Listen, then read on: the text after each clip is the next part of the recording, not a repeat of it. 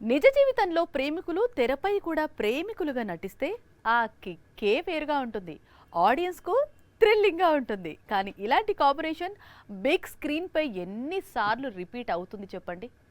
ఇప్పుడు అదే అవుతోంది. 2018లో గీతా గోవిందం వచ్చింది. అంతకు ముందు నుంచి విజయ్, రష్మిక ప్రేమలో ఉన్నారు. అంటే 7 ఏళ్లుగా వీరిద్దరి లవ్ స్టోరీ కంటిన్యూ అవుతోంది. ఆ తర్వాత డియర్ కామ్రేడ్ అనే మూవీ చేశారు. 6 ఏళ్లుగా విజయ్, రష్మిక కలిసి నటించలేదు.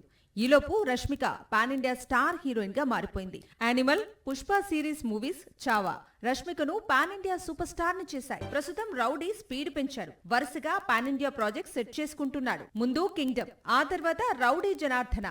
అదే స్పీడ్ లో టాక్సీ వాలా మేకర్ రాహుల్ తో మూవీ లాక్ చేసుకున్నాడు. ఈ చిత్రంలో హీరోయిన్ గా రష్మిక నటించే అవకాశం ఉంది. రౌడీ కెరీర్ లోనే భారీ బడ్జెట్ తో తెరకెక్కుతున్న చిత్రం ఇది. పైగా తన కెరీర్ ను కూడా మలుపు తిప్పుతుందని ఆశపడుతున్నాడు. 18వ శతాబ్దంకు చెందిన కథతో చిత్రం తెరకెక్కనుందని సమాచారం.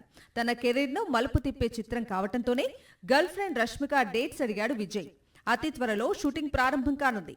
రాయలసీమలో పలు కీలకమైన ప్రాంతాల్లో షూటింగ్ నిర్వహించబోతున్నారు.